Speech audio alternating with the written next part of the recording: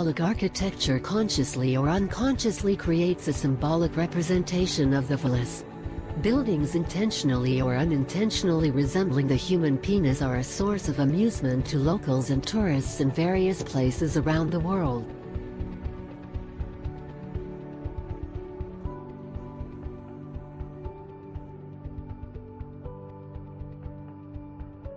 Deliberate phallic imagery is found in ancient cultures, and in the links to ancient cultures found in traditional artifacts. The ancient Greeks and Romans celebrated phallic festivals, and built a shrine with an erect phallus to honor Hermes, messenger of the gods. Those figures may be related to the Egyptian god Min, who was depicted holding his erect phallus. Figures of women with a phallus for a head have been found across Greece and Yugoslavia. Phallic symbolism was prevalent in the architecture of ancient Babylon, and the Romans, who were deeply superstitious, often used phallic imagery in their architecture and domestic items. The ancient culture of many parts of Far East Asia, including Indonesia, Mali, and the Buddhist parts of Korea and Japan, also used the phallus as a symbol of fertility in motifs on their temples and in other areas of everyday life. Scholars of anthropology, sociology, and feminism have pointed out the symbolic nature of phallic architecture, especially large skyscrapers which dominate the landscape as symbols of male domination, power and political authority. Towers and other vertical structures may unintentionally or perhaps subconsciously have those connotations. There are many examples of modern architecture that can be interpreted as phallic, but very few for which the architect has specifically cited or admitted that meaning as an intentional aspect of the design. We just got to go back there and see what it's all about. Of course, how many people, even Masons, are willing to do that, right? How many Catholics are willing to go back and see what the Church Fathers said about anything? Very few. So he goes back. He says, bear with me because I know how hard it is to be read to, and especially at this hour. In the foregoing chapters, we have shown from trustworthy sources the nature and essence of the religion of the mysteries, their notions and conceptions of the divine nature. You know, they're always talking about divinity, and the divine acts as they obtained in them and for which they as institutions stood. We have found that the religious acts, ACTS, consisted in paying homage to the generative principle or the reproductive power in its several aspects in nature and in man. The mysteries involved in the generation of life are the facts upon which the mysteries as religious institutions were founded, and to the processes involved in the former, the rites of the latter were conformed. If then there is a unity in the religious ideas and conceptions of the divine nature in the mysteries and Freemasonry, upon Masons' own confessions and declarations, the proof is conclusive that Freemasonry is a sex cult, in which the generative powers are adored and worshipped under disguised phallic rites and symbols. Phallicism is the essence of the religion of the mysteries, and phallicism is the essence of the religion of Freemasonry.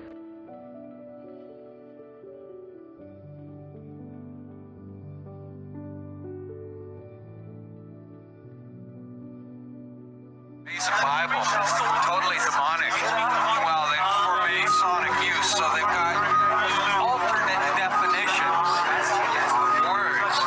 What really shocked me the first time I picked this up, sun god, cross.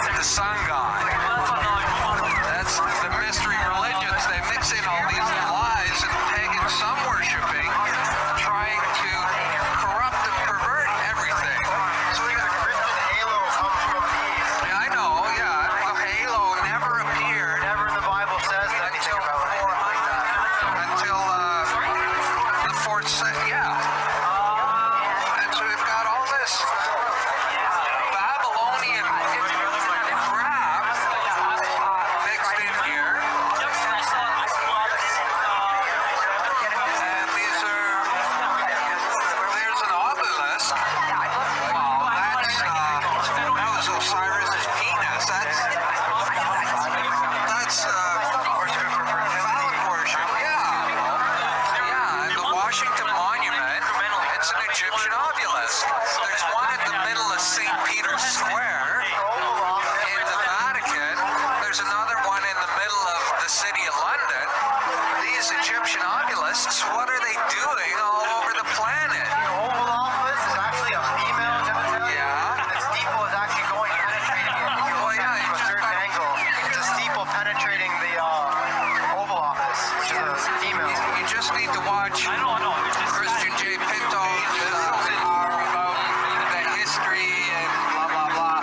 But then you flip to the back, and there's all this Egyptian, Babylonian account of the building of the walls and temples of Babylon. I think it's interesting that Saddam Hussein actually believed that he was Nebuchadnezzar. He thought he was a reincarnation of Nebuchadnezzar.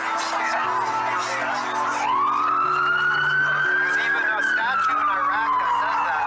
See how he's bigger than all the others? Because he's the god. And they're the people who are worshiping the giant Nephilim god from back in the day. These are given to initiated when they're reborn.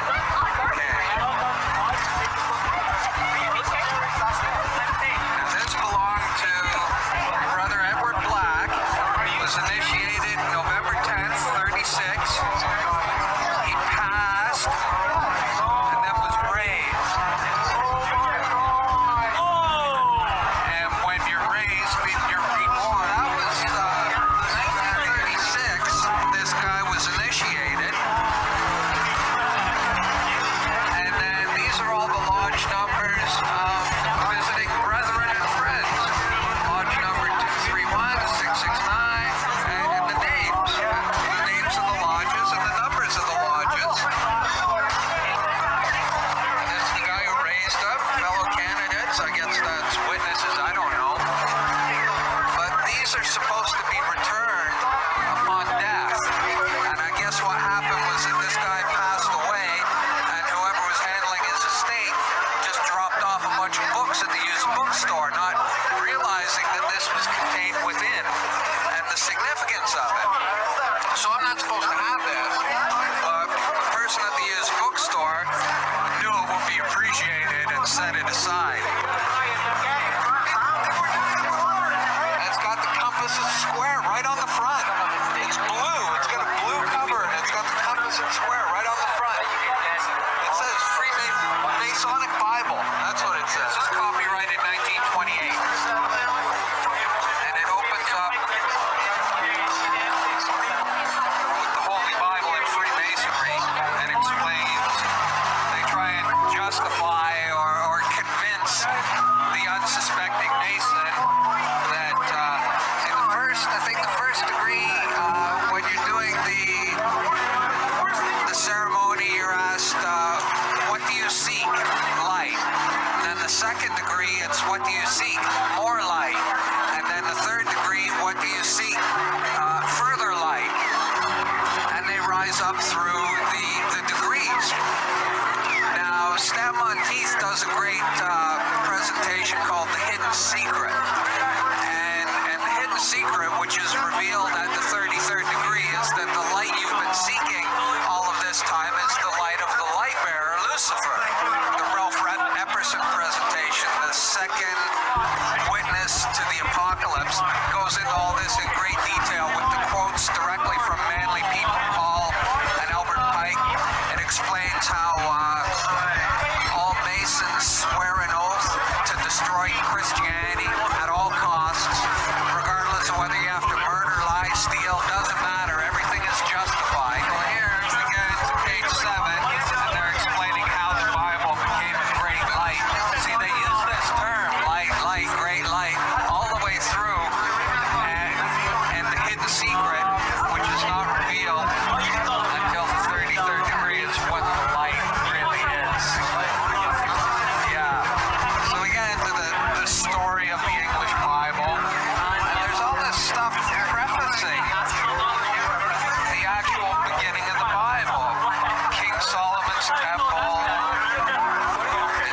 start like that. I'm trying to be careful because it's a Masonic Bible.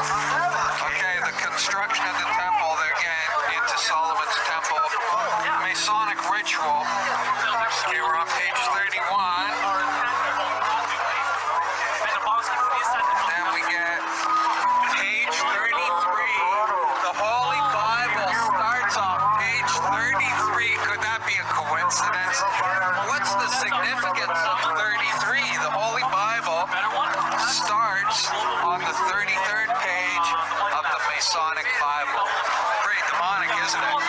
And I haven't gone through it in great detail. It appears to be a King James version. But then you flip to the back, and there's all this Egyptian, Babylonian symbols and how it relates to the content of the book. And seals, hieroglyphs that are taken off seals. And I'm looking at this and I'm going, this Babylonian shit has nothing to do with this book. This is like, put it down. I went, this is bad. Yeah. Who was Osiris, and why was he so important to the ancient Egyptians?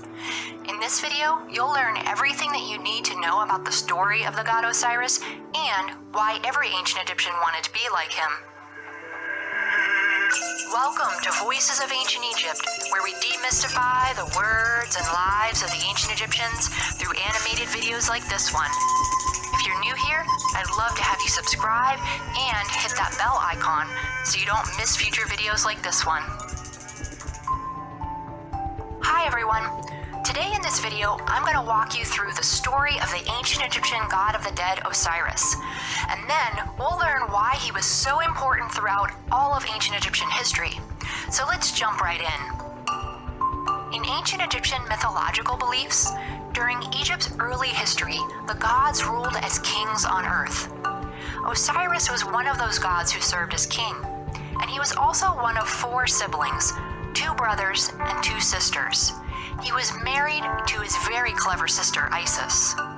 However, his reign would come to an abrupt end when his jealous brother Seth attacked and murdered him. In many versions of this story, Seth takes it a step further. Not only does he kill his brother Osiris, but he also dismembers his body, tearing it into many pieces.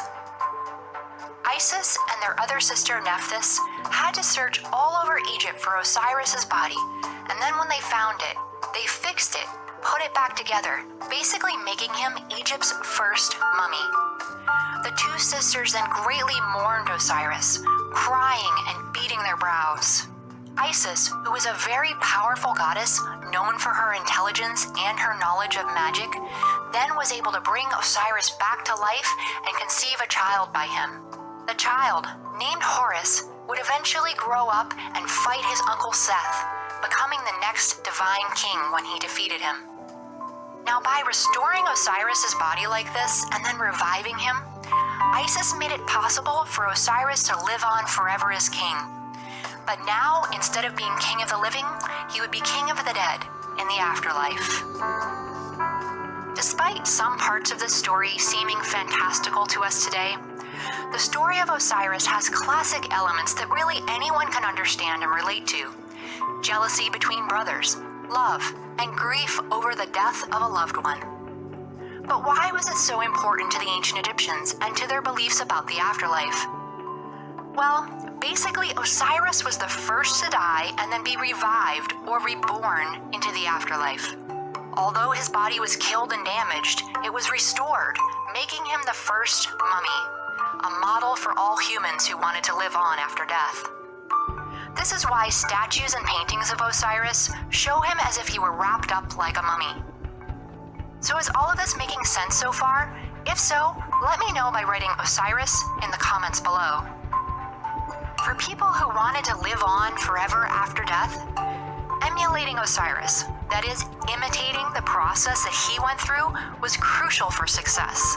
This is why, if you could afford it, it was really important to preserve your body through mummification, and then to have an elaborate funeral that included many rituals and women who would mourn you by crying and beating their brows, just like Isis and Nephthys had done for Osiris. Doing these things helped a person make their way to the afterlife and be able to live there forever. So now that you know the story of Osiris, who is your favorite character? Is it the main character, Osiris, who was able to be reborn into the afterlife and live forever? Maybe his jealous brother Seth? Or maybe his vengeful son Horus? Or was it his very clever wife Isis who was able to bring him back to life? Let me know which one is your favorite by leaving a comment in the comments below. I can't wait to see what you think. And, of course, you can also connect with me on Facebook and Instagram. To learn more about ancient Egypt, click on one of the videos linked at the bottom of the screen. And if you want to dive even deeper, check out the recommended books in the video description below. If you like this video, let me know by giving it a thumbs up and share it with all of your friends who love ancient Egypt.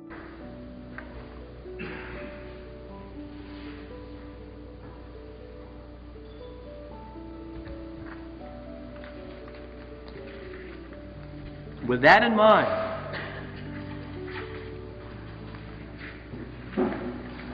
let's go through a few more acetates. This is a picture of the Washington Monument. Every picture virtually that you see of Washington, D.C., recently you see on the cover of books, every time you look you see a picture of the Washington Monument. This has very, very much importance for members of the occult, because you see, the Washington Monument, to members who understand the occult, they know the Washington Monument is a symbol for the phallus. If you fly over the Washington Monument, there is a circular pool around it, which basically is a dot, meaning a dot in a circle. If you look at it from the air, can you understand what I'm saying?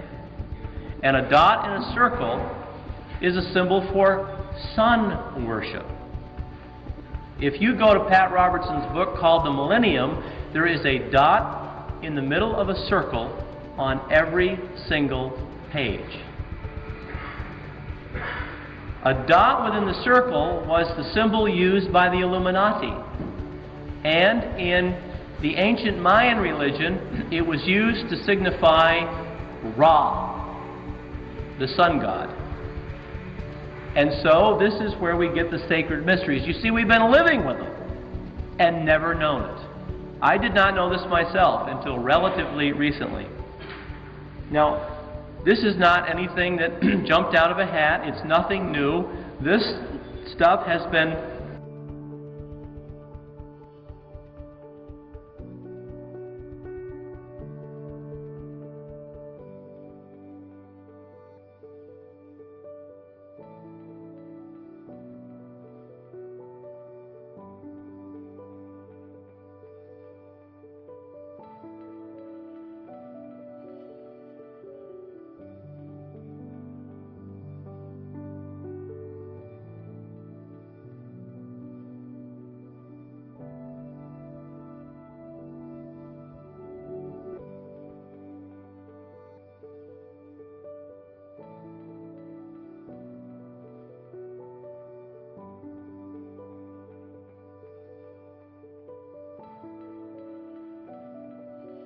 Well, shalom, shalom, I'm Barbara, and I'm always short and sweet. What does the obelisk stand for? Sun worship and much more. Today I'm going to tell you the one thing about the obelisk maybe you never knew before. The obelisk symbolizes the sun god Ra, and it was said to be a petrified ray of the sun, and it was thought to be a god that existed inside of it. And there is a Baal symbol in the rays.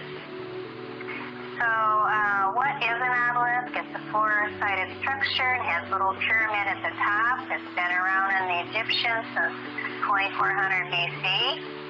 Here's some ancient obelisks. They were always at the entrance of the temple. Here's one at the entrance of the temple Luxor. And they represented the sun god Ra, and that was Egypt. greatest deity, and they said creator of humanity and the source of all heat and light. So, because of their form, all the obelisks honored the sun god Ra. And like we said, the shape was like a sun ray. And many of the obelisks we see in Rome today were taken from Egypt, the capital city of Hellas, and it was the city of the sun, and it was known to be home to the cult of Ra. So the obelisk is the technical figure of one ray or a pencil of light emanating from the sun. But did you know the word obelisk actually comes from the word shaft of bell? And we know bell is just another way of saying veil. And the obelisk represents sun worship. We just found that out, and worshiping Ra. But did you also know that it was worship of the phallus? And this has been going on since before the Stone Age, and it was very prominent in the Egyptian and Greece architecture, where human sexuality received a high degree of attention, and this is what it represented to them. So the Egyptian obelisk that stands in St. John, it's the largest in existence, and it was moved to Rome in AD 317 by Constantine. Remember, in 321, 317, Constantine made a lot of changes, uniting paganism with the Christian church. So here is an obelisk at St. Peter's Basilica in Rome. And Rome has more obelisks than any other in the world. The city of Rome has 13. And then the most well-known, of course, is in St. Peter's Square, 82 feet tall. And it's only right now the height of what the original one was in Egypt. And it was transported to Rome in 37 AD. That's a long time ago, way before Constantine. So, and it is sundial also. It can tell the time of day, and it shows the winter solstice by the shadow of the sun. So for more information about the solar disk in Rome or in all the world, watch my last YouTube video, What is the Solar Wheel? So, did you know we have obelisks here in America? I'm sure you've seen a lot of them. There's Washington Monument, and that's in Washington, D.C., and it is both the world's tallest and one of the most prominent stone structures. It's hollow. And we have another one that's from Egypt that is here in New York, Central Park. It was transported here in the 1800s, and it is from Egypt, and it does represent sun worship. So the Hebrew word for matasaba is something, a station. It's a column, and it can be found in many places in the Bible. And it means this, a pole or shaft. And there was many verses that I chose. This one, Deuteronomy 12:3. And wherever you see this word pillars, it's that Hebrew word. And ye shall overthrow their altars and break their pillars, and burn their groves with fire. And you shall hew down the graven images of their gods and destroy the names of them out of that place. So the obelisk does represent the sun god Ra, and it is worshipped and thought as a sacred image. So my people are destroyed for lack of knowledge, and so I hope this will give you a little more information today. We do have a lot of obelisks here in America. Yes, we do. So Revelation 18:4, come out of her, my people, that ye be not partakers in her plagues and her sins. And please like if this was a blessing to you, and share it with your friends. And I do have all these links below to look this all up for yourself and study it out. And remember, I'm short and sweet, and I'll see you back again next week, yeah, willing. And subscribe so you don't miss any of the next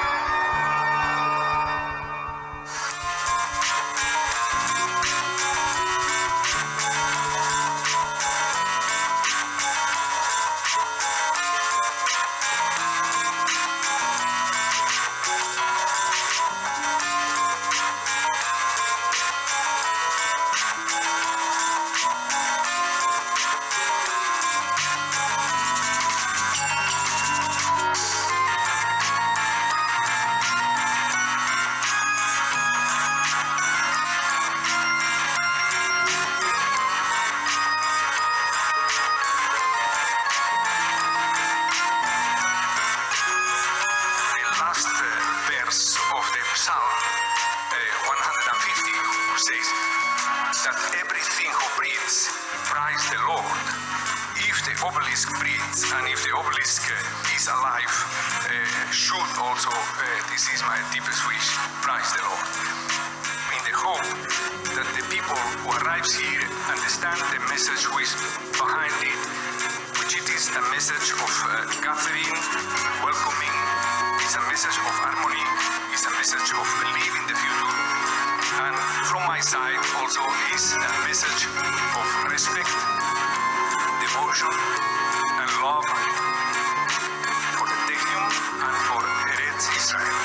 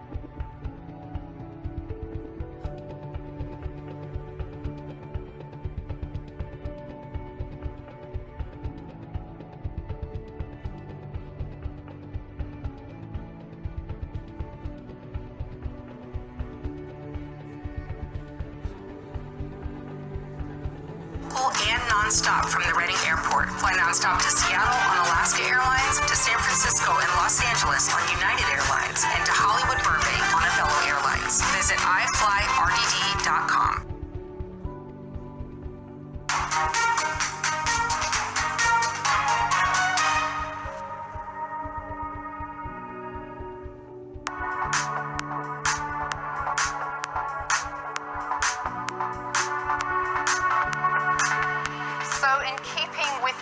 Of working in light of the COVID-19 pandemic, I'd like to introduce and welcome to interview on Euronews architect Mr. Santiago Calatrava. Thank you so much for speaking to us today in these very unusual circumstances. Can you begin by telling me why you first got into a career in architecture? After my college, I wanted to go into an art school, and it was a visit to Notre Dame. I remember it was around 11 o'clock and the light was entering from one of the rose windows. In Paris, you see, full of color, full of light. And I opened my eyes to the fact that architecture is also an art. Indeed, I study always architecture looking at it as it was an art. I study also civil engineering because I wanted to know more about the materiality of architecture, about the laws of construction, about the rules of static and all the mathematical aspects you see of the construction in itself and as a process and also as a result. But finally, it was the idea that architecture is an art who moves me from the table. Your style has been described as neo-futurism. How would you describe it? The reality, I do not know if I have a style, but if I have one, it is the style of my time. Of course, always thinking forward, always thinking how things can be done better, how our life can improve, how our buildings can be more daring or more beautiful or more adequate for people. And this eventually project them into the future, because I believe the future will be at least, or I hope it will be as good as our actual time. You were born in Valencia in Spain. How does your home city and how has your home city influenced your style over the years? It was a good place to grow because at the one side it was confronted, it was facing the Mediterranean. It was a city open to the world because the sea was there, and traditionally also very open city, and also with a lot of wonderful monuments. What part of the architecture process excites you the most? You see, myself, I have been from the beginning very much related to the invention or to the project itself, isn't it? I draw a lot, I do a lot of sketches, and fortunately I have people around me who takes those things and transform them in real projects, and also then they transform those things in real construction. So, architecture is a profession in which you need a lot of good people around you. You're labeled as a star architect, but obviously you're only as good as the team around you. I think it's more qualificative, like who belongs more to other disciplines. Architecture, like I say, is a modest job, it's not something extravagant. You see, it's a matter of a lot of hours of working and sometimes even not only days, weeks, months, even years. We're here in Dubai. Why does Dubai stand out as a city for architecture? I remember very well how enthusiastic I was when I was 40 years, 20 years, 25, 30 years. You see the amount of energies you have, the amount of dreams you have, the amount of hope you have. You can also project that into places. And Dubai certainly is an enormous enthusiastic place, full of energies. It's one of the cities that today represent our time. Almost 100%, because it belongs 100% to our time, almost to our generation. Well, you are currently building the Dubai Quick Tower, which will be the tallest tower in the world when it's completed. Where did you take your inspiration from for that? The idea for the Dubai Quick Tower was a flower with a long steel, you see, and then in the top of it, you see like a tulip. Why to a flower? Because I thought, what a beautiful image, for something who has to be very simple, very much concentrated in itself, and deliver a sense of beauty to everybody.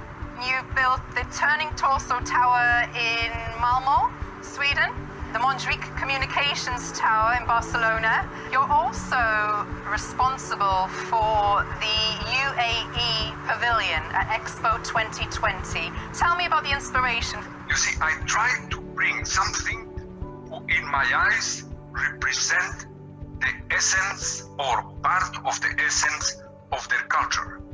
So I took a bird, I took a falcon with open wings, you see, and out of the idea of the falcon, merge the idea of the pavilion. How does modern day architecture push boundaries? Today, materials like, for example, carbon fiber can change the way of the conception of architecture and can deliver new shapes and can push ahead the boundaries and the limits. Other things who push the boundaries are, for example, new technologies related to energy. Our understanding of energy today is very different from the understanding of energy 30 years ago. Today, we are much more concerned about sustainability.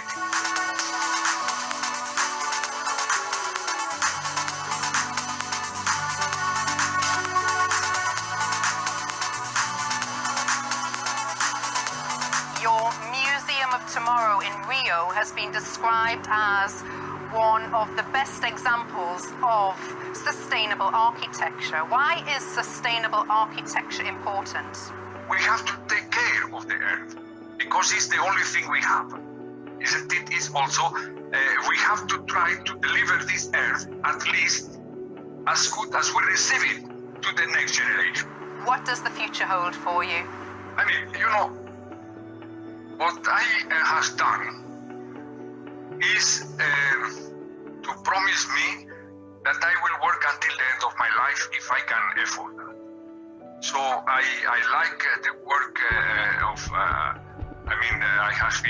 I am doing, and it delivers me a lot of satisfaction. It holds me also enthusiastic and hopeful and all of that.